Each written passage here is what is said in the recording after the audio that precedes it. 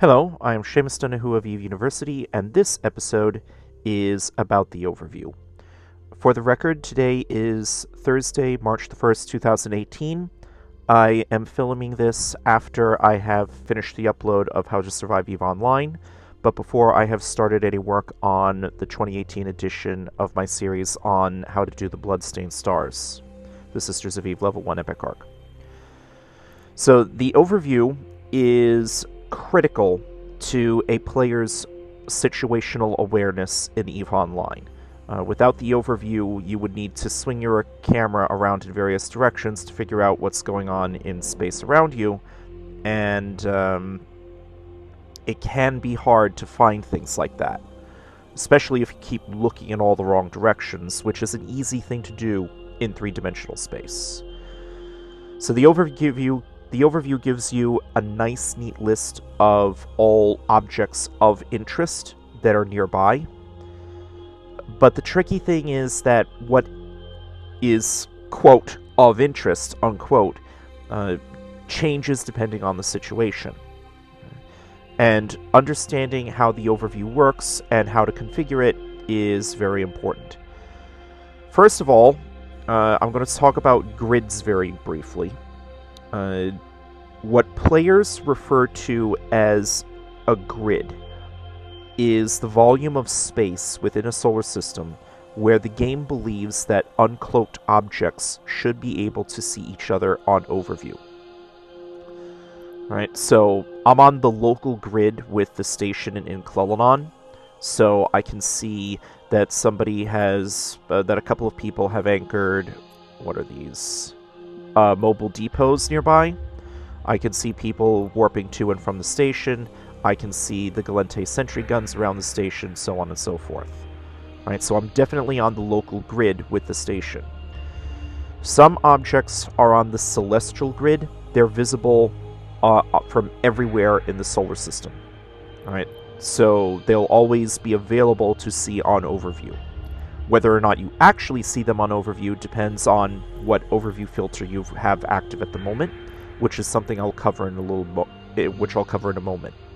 So here I'm looking at the Warp 2 tab, for example, so I can see all the planets, the customs offices, and so on. If I create a new tab, let me call this Everything. I go to the Everything tab, I right-click, I load defaults to tab, all. I can see everything that the overview could ever possibly show me. Some of these are very far away. They're millions of kilometers or more, even astronomical units. But I'm not seeing every single player in the solar system because other players are not on the celestial grid. They may or may not be on the local grid, so here's one player who's on the local grid with me right now, so I can see this player on overview. But I can't see any of the other players elsewhere in the solar system. I only see them as they warp in. But I can still see the moons and such. So that's the difference between the celestial grid and the local grid. You'll also have noticed that you start off with 4 columns in your overview.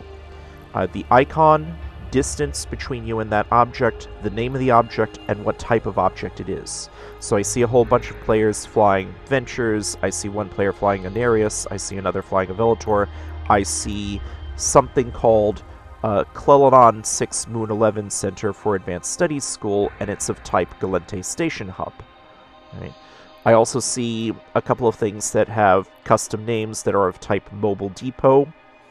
Basically, players set up these mobile depots to advertise, "Join our player corporation!" But those are the 4 columns that you start off with. You can add additional columns. So you would left-click this icon, go to Open Overview Settings. The other way you can open up the overview settings, especially if you need to look at your overview settings while you're docked in a station, since you won't have the overview while in station, you can go to the Escape menu, the Shortcuts tab, the Windows sub-tab, sort alphabetically by command, scroll down to the end of the O's, Overview Settings. By default, this does not have a key binding. You'll need to right-click, edit shortcut, and set a key binding. I like to use the O key. Then you can left-click once in the background, whether it's the space background or if you're docked, the station background. Tap O or whatever key binding you chose to set. That will also open up the overview settings. So let me go over the columns first. So the different types of columns that you can have, besides the 4 that I just mentioned. Tag is an important column to have. Oh, one other thing. You can reorder these columns by left-clicking and dragging. So I usually like to have tag right after icon. If I put tag, I can also put tag in between name and type just by dragging it down in between name and type in the list. Tag is important if you're going to be part of a fleet, because a squad commander, wing commander, or fleet commander can tag an object to direct the attention of other players in the fleet to that object. I'll demonstrate that real quick. So if I create my own fleet, alright, where now I'm the fleet commander, I can right-click any of these entries, tag item. Alright, so I tag something or someone as a 2, I can tag somebody else as a 1, and if this were a player versus player fight of some sort, I could tell the rest of, and I had other players with me, I could tell the rest of the fleet, target lock number 1 and number 2, we're going to be shooting number 1 first. And that works whether I'm tagging other players, enemy players in a fight, or if I'm targeting hostile NPCs of some sort. So the tag column is important for fleets. Let me leave the fleet since I don't need that anymore. Other columns that are very important here: velocity, radial velocity, and angular velocity. Now, velocity is just the object's velocity relative to the game's absolute coordinate grid. All of the celestial objects in EVE Online hold fixed positions. They never ever actually move. The solar system map will draw orbit lines.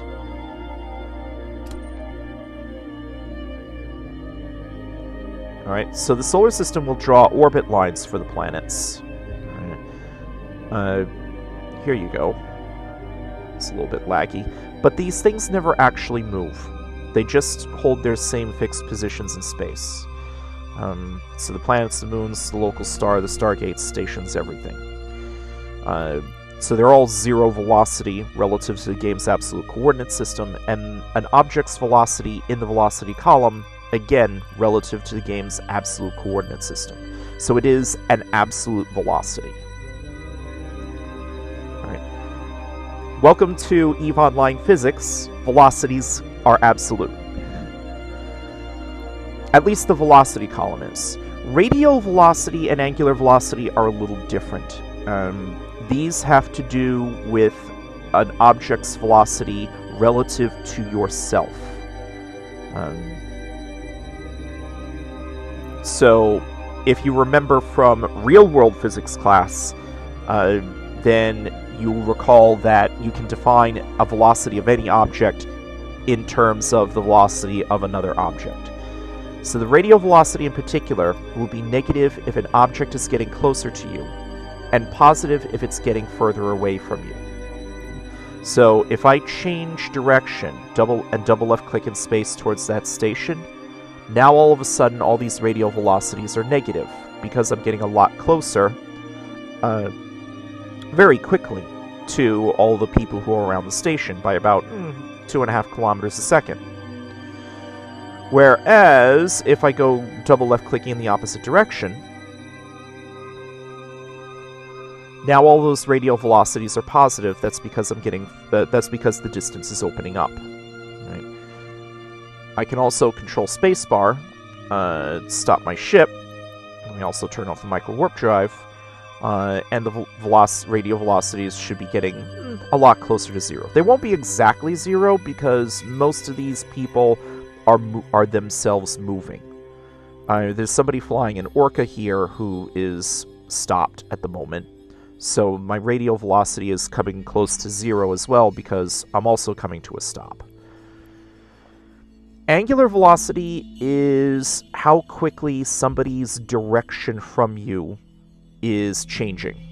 Right? So the more you're going around circles, the faster you're going in circles around each other. Either they're going in circles around you or you're going around in circles around them, or both. The game actually does not care which. Then the greater the angular velocity. So those scanner probes are stationary, I'm stationary, so the angular velocity is 0. But if I start orbiting again, now that angular velocity is increasing. Or it would still be increasing if those scanner probes I was looking at were sticking around. Alright, so the faster you're going in circles around each other, the greater the angular velocity. And the angular velocity has units of radians per second. Radian is a real-world unit of angular measure, typically used by scientists and engineers. 1 radian is approximately 57 point something degrees. If you take a circle of whatever radius, and you take a piece of string whose length is exactly the radius of the circle, and you just repeatedly lay that string around the circle, it'll go around about 6.28 times, or 2 pi. So the circumference of a circle is 2 pi times the radius of the circle. Right? So 2 pi radians, or 6.28 radians, is a complete rotation. Alright, so 1 radian, 57 point something degrees. So radians per second are what the angular velocity is presented to you in. Personally, I don't like having a whole lot of leading zeros, and in most situations, you're going to have 0.00 something radians per second. So I usually like to think of these in terms of milliradians per second, simply because, just so that I'm not mentally dealing with a lot of leading zeros and things. In EVE Online, you won't care about the angular velocity because of turrets. So anybody who uses turrets, and anybody who doesn't want to get hit by turrets, needs to care about the angular velocity. The greater the angular velocity, the more likely a turret is to miss the target. Different turrets will lose accuracy with angular velocity at different rates. Right now I have fit to my ship a bunch of 75mm Gatling Rail 1s, and given my current skills and such, I have a turret tracking number of 150.15. The best way to think of this number is if you're trying to shoot a 40-meter signature radius frigate, and the target is within optimal range or less, then to have at least a 1/2 chance to hit, you want to keep the angular velocity below 150.15 milliradians per second, or in terms of the units that are actually in the overview, 0.15015 radians per second. So that much angular velocity or less to have at least a 1/2 chance to hit.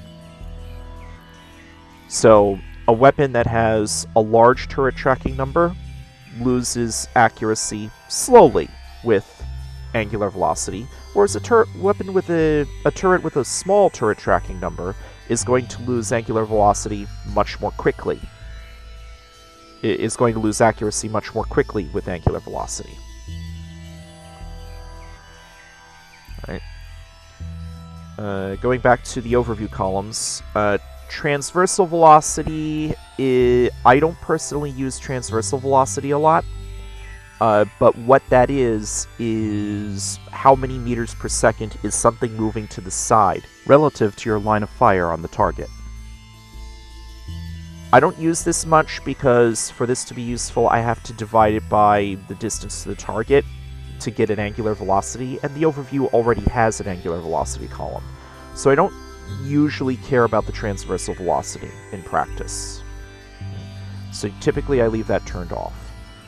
The next two columns I'll talk about are Corporation and Alliance. So if you're looking at a player or a player-owned structure or certain other kinds of NPC entities, it may have a corporation and alliance tag. The corporation tag is just the short form of the corporation name. Both the name and the tag are set by the CEO and directors of the corporation. What the alliance tag is set by the CEO or directors of the executor corporation in that alliance. But typically, if you're dealing with other players, you see other players in space, it's helpful to at least be somewhat aware of which corporation or alliance that they're in. Faction is just the NPC faction that an entity belongs to. So in this case, the station belongs to the Galante Federation. Usually I have this turned off. Militia just indicates which militia a player might be a part of. This has to do with factional warfare. I'm not engaged in factional warfare myself. I usually ignore this. Finally, you have a column for size, and this one's a little more complicated. This is not the signature radius of the object in question. So every object in space in EVE Online has what I personally call a zero sphere, which is to say the sphere at which the overview claims you are 0 meters away from that object. So if I right-click the station and warp to the station at 0, let me double left-click this to collapse it. So now I've warped to the station. All right, right there is my location.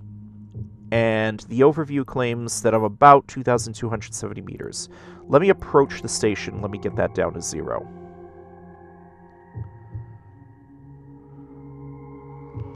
And now the overview claims that I am 0 meters away from the station. Let me turn on the tactical overlay. So this is a set of concentric circles, equidistant from the center of my ship. Right? So this is 5 kilometers out from me, this is 10 kilometers away from me, this is 20 kilometers, 30 kilometers, and so on. So clearly the center of that station is a little bit more than 30 kilometers away from me. And yet the game claims that I'm about 142 meters away from the station. It's not 142 meters away from the center of the station, it's 142 meters away from the docking perimeter of the station.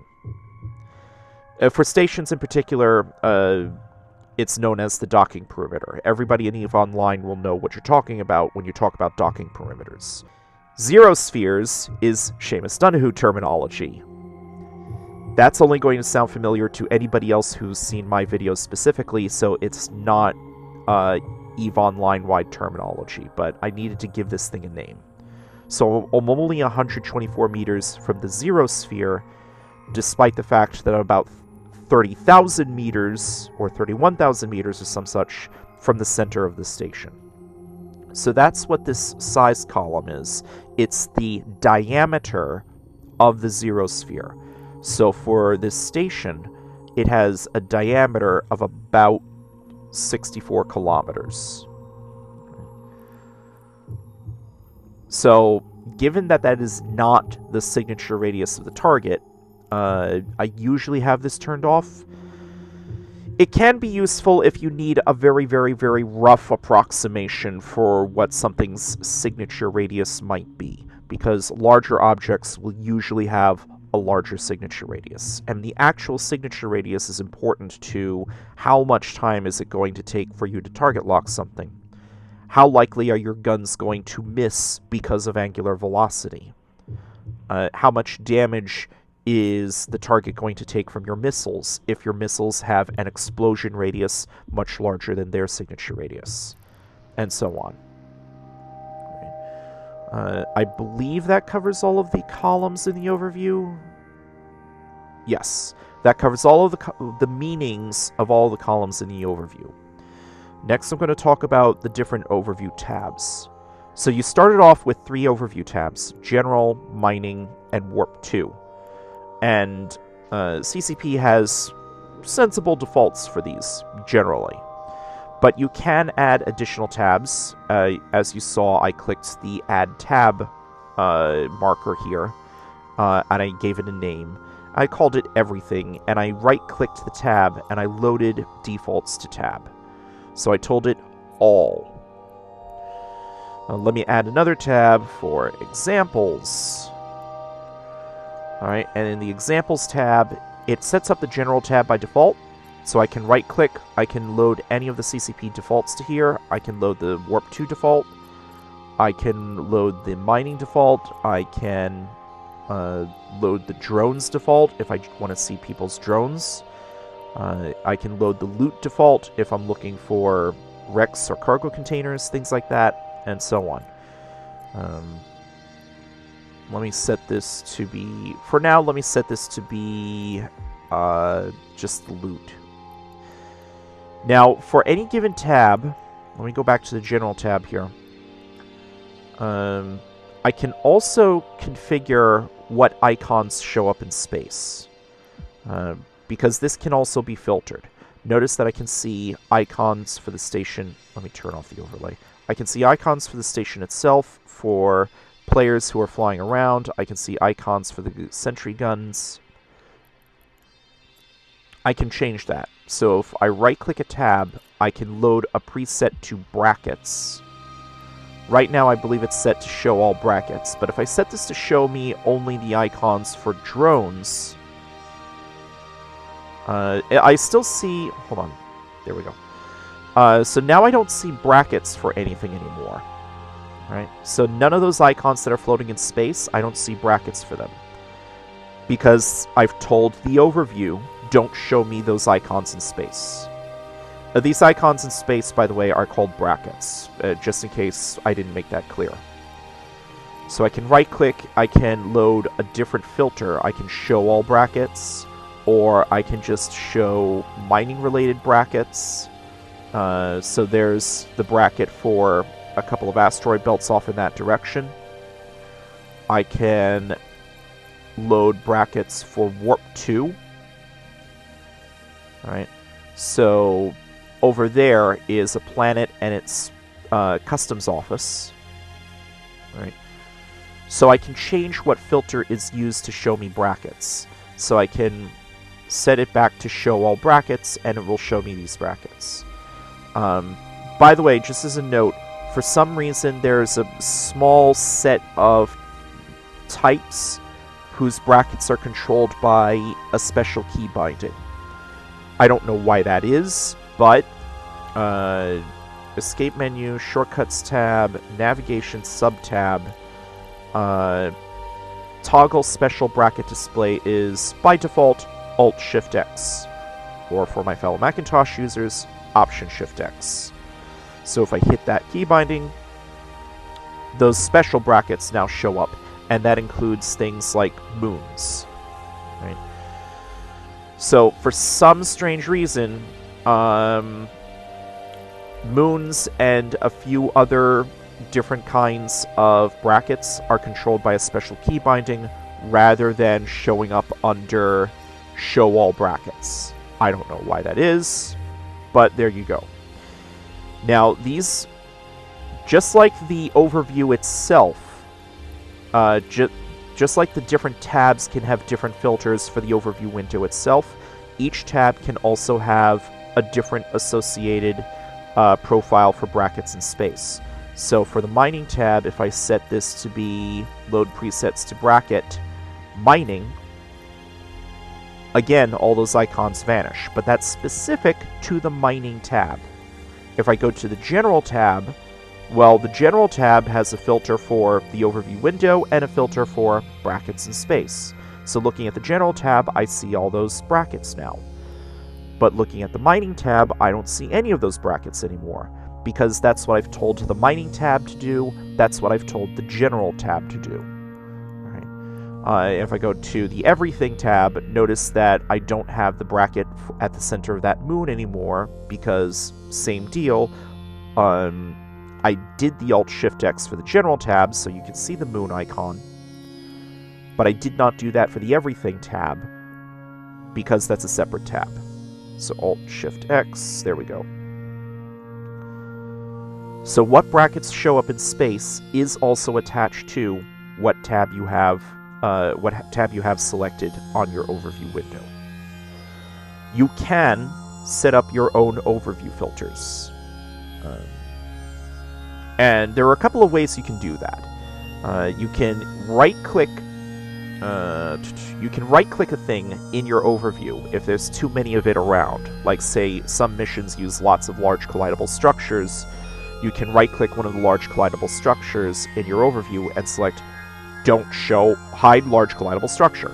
Or if I don't care about people's mining frigates, I can right-click the venture and select, oh, sorry, that's a much broader category. Remove frigate from overview would not be a good idea, because that takes everybody's frigates off the overview.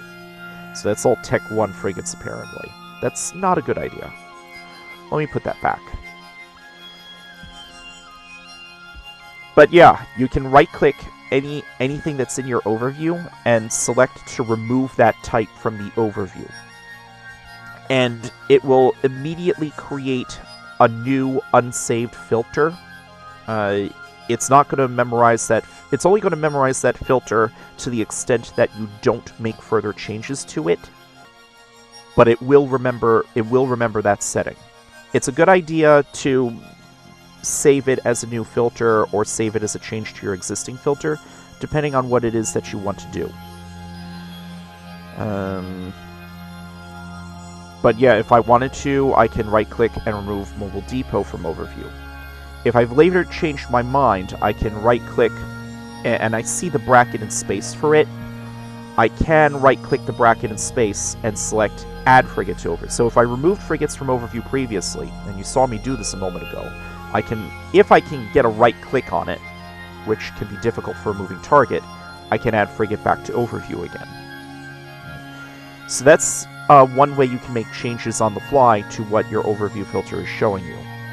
Another way to do that is to open up your overview settings, and you would go to the tab Presets tab.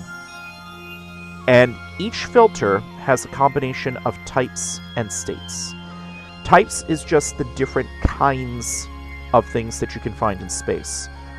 Asteroid covers all of the asteroid ores and the mineable ices. I don't think it covers gas clouds, but I'm a little less sure of that. Celestial covers a hodgepodge of stuff. Ship contains every single type of player ship. So if it's a player that you want to be able to see on overview, it's going to be under ship. Even if they're in their capsule and not flying an actual ship, it's going to be under ship.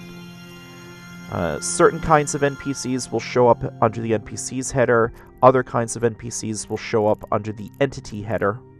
Right. You've got a header for people's drones. You've got a header for fighters and fighter bombers. Or what used to be called fighters and fighter bombers. I think nowadays they're just different types of fighters. But fighters are launched by carriers and supercarriers. Those are really, really big ship types. You're probably not going to get into those in the first year or two.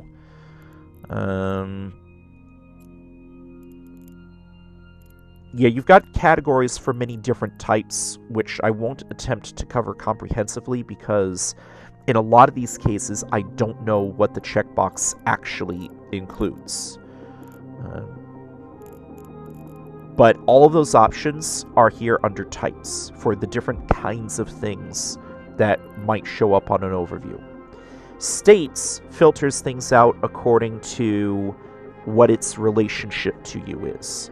So if you're trying to set up an overview filter for use in a PvP fleet, so you're going to be in a fleet with a bunch of your friends, then you might want to select, say, filter out pilot is in your alliance, pilot is in your corporation, pilot is in your fleet. Now it won't show you these things, but it'll still show you everything else. By default, it's when you create a new filter, it'll use the show by default setting on all of the states. So it'll show you everything unless it's overridden by something else. So you can filter out things that you don't want to see.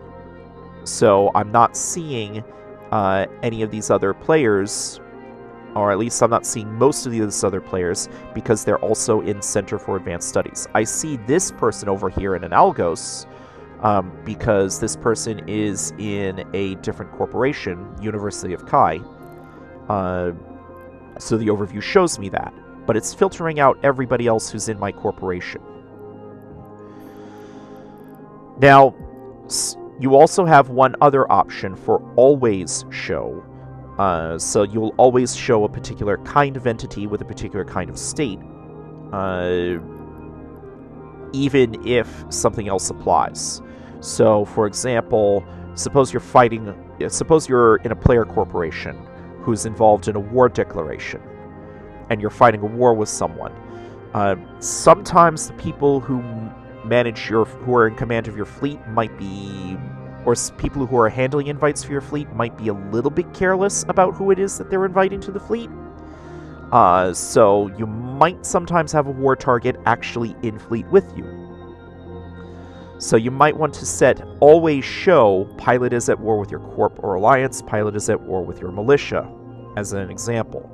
So if they somehow manage to sneak into your fleet, you'll still always see them on overview. That way, it'll come to the attention of everybody else. It'll come to your attention more quickly, and you can sound the alarm. Just as an example of how these things work. So, always show takes precedence over filter out, takes precedence over show by default. Right? So when the game tries to decide whether or not to show you a particular person or thing on the overview, assuming that it matches the types filter, the type specifications that I was just talking about, it's going to look for, do any of the always show conditions apply? If so, yes, it'll show it on overview. Otherwise, do any of the filter out conditions apply? If so, it'll hide it from the overview. And finally, it's going to get down to the show by default, and it'll show those on overview. Okay. Let me go back. Load defaults to tab. General. All right. So that's types and states. And once you've made your changes to it, you can click the save button, give it a new label. Hold on. Let me actually do that again. I was a little quick to set back to general. Here we go. So I can save this as Seamus's terrible PvP filter. Alright? And click OK. So now that's the name of the filter. Alright? So I can right-click the General tab, set this back to Crowd Control Productions default General, go over to my Examples tab, right-click this. Any filter that I've saved will show under Load Preset to tab. Load Defaults to tab is for loading CCP-defined defaults that you cannot change. Loading CCP-defined defaults to that Overview tab. Load Preset to tab is for the filters that you yourself have created. Alright? So now this one is Seamus's terrible PvP filter. Strangely enough, load preset to brackets is handled differently for whatever strange reason. This will merge the list of CCP-defined defaults and your own personally defined overview filters. So if I want to load something to the bracket profile for a tab, it's all going to be here. Why CCP has two drop-downs for... Why CCP has two submenus for the overview itself, but only one submenu for the brackets per tab, I do not know. Alright, but I can set this to be a general bracket profile, I can set this to be show all brackets, I can set this to be Seamus's terrible PvP filter. just as an example of how that works. Alright, so one of these things that I want to cover next is how these things appear in space. You can change the appearance of certain state information. Alright. So the color tags and backgrounds can be changed. And by color tags, I don't mean the central icon. I rather the thing in the lower right corner next to the icon. So this white 5-pointed star in a green square. That's the color tag. So the color tag can be changed. Let me first get rid of all the backgrounds, just so that I can isolate the color tags. Alright, so the color tags are the little colored icons to the lower right of the bracket. So this here is another player, and it has this color tag because this player is in my corporation. Again, Center for Advanced Studies. It's one of the newbie corporations that new players get put into when they create their characters, depending on race and corporation that they choose. Now, the shape of the icon cannot be changed. Pilot is in your alliance, pilot is in your corporation, pilot is at war with your militia, pilot is at war with your corporation or alliance. Pilot is in your militia or allied to your militia. These will all use white 5-pointed stars, and you cannot change that shape. That shape is fixed. But you can change the color associated with it, and these colors, you have 12 color options for each of these things, including the color black, which is going to be below yellow and to the right of orange. So if I want to make pilot is at war with your militia, I can make that a black color tag. Right. I don't advise using black because that makes it much harder to spot on the overview. So for example, if I make pilot is in your corp a black color tag, all I see is the star, unless I try putting it up against the green background. Maybe that'll be a little more noticeable. So if you want to do that, that's an option. But yeah, each of these has 12 color options. Right. You can also choose whether or not you want to see a color tag for that sort of thing at all. Maybe you don't want to see color tags for pilots in your corporation. You can toggle that off. Now you're just getting the plain old bracket itself for here's somebody in a capsule, here's somebody in a frigate, here's somebody in another frigate. Right. So if you want to hide the color tag completely for that sort of a relationship, you can. Usually there will be multiple things that can apply to the same person. So for example, if I turn on pilot has no standing, I can drag that up to the top and prioritize that. Now all these players have the pilot has no standing color tag attached to them, because I've specified this is the most important thing to me. I want to see this piece of information first. The game can only show you one color tag at a time. So it's going to pick the highest priority valid color tag. And I've set pilot has no standing to be the highest priority color tag. So if they don't have a standing from me, which is to say, I've never done a show info on them, show info on the pilot, right click, set, hold on, where's the option here? Add contact, alright, and I've set a standing, either -10, -5, 0, +5, +10. Once I do something like this and add them as a contact, that will actually, then they'll actually have as standings from me. Not that they'll necessarily know about that, that's just for my own information. But now they'll have a standing, in which case it'll be neutral, excellent, good, neutral, bad, or terrible, whichever one I happen to set. But if they don't have a standing from me at all, then there's a separate category for that. No standing is different from neutral standing. But getting back to the color tags, the overview can only show you one color tag. It's not going to show you a list of all valid color tags, presumably because CCP decided that would get too cluttered, which is an understandable decision. So it's only going to show you the highest priority that actually applies. You can decide which things get such priority by dragging them up and down. So I've dragged down pilot has no standing to be below almost everything else, and now I see the corp color tags now, because pilot is in your corporation, is higher priority than pilot has no standing. That's how the color tags work, and you can turn those on and off. And you can drag them up and down to change the priority of which kinds of color tags do you want to see first. The backgrounds are similar. You can turn on and off which kinds of color backgrounds that you want to see. This is far more noticeable for the overview than it is for the actual icon in space.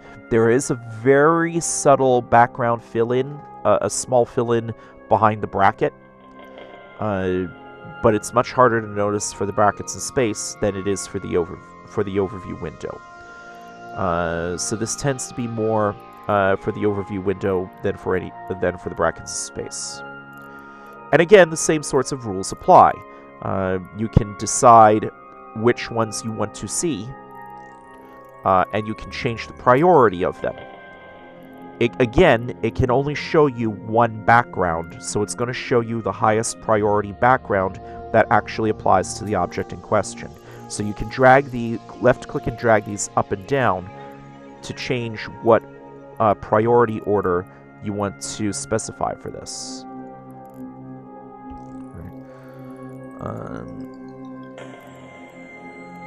Finally, you can configure how the ship tags are configured. So over here, by default, it shows you the name of the pilot and the type of the ship that they're flying. Personally, I like to also turn on the name of the ship, and I also like to left-click and drag ship type above ship name to change the order in which the information will be presented. So I can select any of these players who are nearby. So Nicholas Devereaux is in an Imbicus named Imid, or at least he was. Grinder Bob Johnson is in a Kestrel named Missile Frigate. Jave Sharis is in a Navitas named Jave Sharis' Navitas. Dusty Darkness is in an Algos called Dusty Darkness' Algos. So you can see the name of the actual pilot, the type of ship that they're flying, and the name of the ship itself. Let's see. That's about it that I can think of. One other thing about the overview is that it will also the overview filters that you set up will also relate to the directional scanner. So I'm not going to go too much into detail about what the directional scanner does. Just very, very, very quick, since this isn't an episode about the directional scanner. But the directional scanner is a tool that every ship has, even capsules, and it can give you a list of all nearby objects that are in space within the volume of space that you've specified.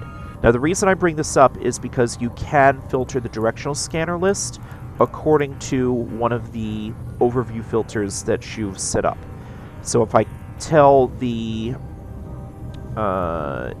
to use the loot filter, it's only going to show me the directional scanner will only tell me what wrecks exist within the volume of space I've specified. If I tell it to use the general filter, again, there you go. Suppose I only want to see ships and scanner probes. So, I open up my overview settings. I'm going to go to... Let me go to my examples tab, because as soon as I start fiddling around with the tab presets, it's going to apply those changes to whatever overview tab was last selected. Right-click, load default. I'm going to start off with the general default. I'm going to go to the types. Let me deselect all. I'm going to right-click ship and select all for ships. So it'll detect all players. Then I'm going to go up to charges, and I will also include scanner probes. I'll call this Seamus D-scan filter. Press return. There you go. Close the overview settings. I can right-click the examples tab. Let me reload Seamus's terrible PvP filter to the tab. Let me try that again, because apparently I loaded that to brackets. So I can go back to the directional scanner, and I can set this to Seamus D-scan filter. Now the directional scanner is going to hide all those wrecks for me. It's just showing me a list of player ships and any scanner probes that happen to be nearby. So if I want to be on the lookout for any scanner probes that's any combat scanner probes that somebody might be trying to use to try and find my position, well, I can see those on the D-scan now. I can also see any player ships that are starting to get close to me. Keep in mind, 14 astronomical units is a considerable distance, so you are going to see lots of, depending on where you are in EVE Online, you might see lots of ships around, and that might be a normal thing for that place. So, I'm outside the station in Clelanon, which is one of the tutorial hubs, so yeah, I'm going to see a lot of ships around here. That's going to be perfectly normal. That should give you a good idea of how generally the overview works. There are a lot of settings that can be configured. It can be very overwhelming very quickly. EVE University does provide a configuration for the overview, mostly meant for use by EVE University members, but new players can make use of this as well. You would go to Channels, type in overview.e-uni, press return. There you go. So that joins the overview.e-uni chat channel,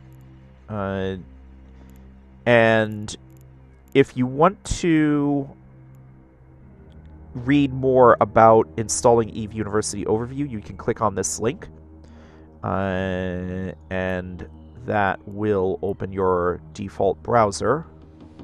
Here, let me actually put this... There you go. Alright, so you can actually read up for more information on the EVE University Overview.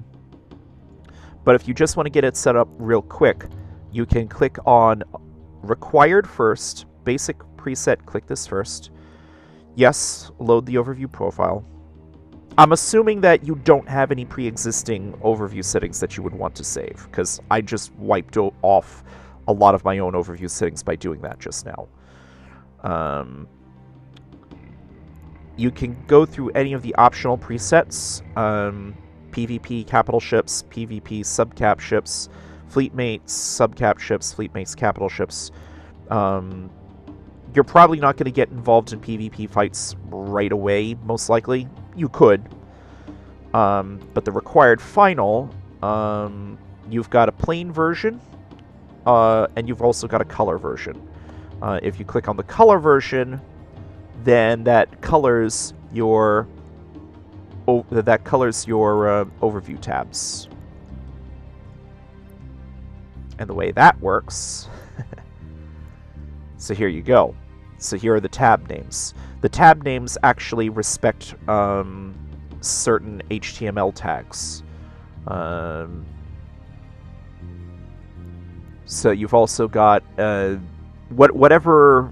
I think these are Unicode characters. I'm not entirely sure, but you can make it bold. You can color it. Under ships, it's a little more complicated. It doesn't actually fit in the interface. But you can also color the ship tag information, like that. Obviously, you can't, for fancy things with HTML tags, it doesn't actually fit in these tiny little text boxes. So this was probably created by editing one of the configuration files on the local machine.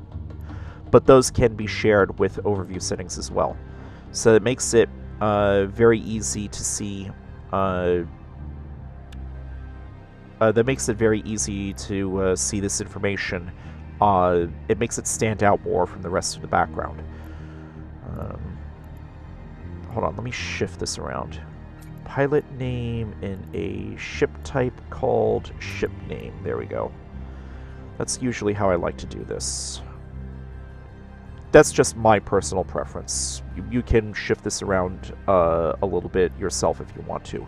But the reason I like it this way, person in a Navitas named Person's Navitas. Alright. But anyway, that's probably a lot of information to absorb all at once, but hopefully this will be of help. When I get around to filming my guide for the Bloodstained Stars, the Sisters of Eve Level 1 Epic Arc, I will probably be using some variant of the Eve University overview. But in the meantime, I'm Seamus Dunhu of Eve University. Thank you for watching.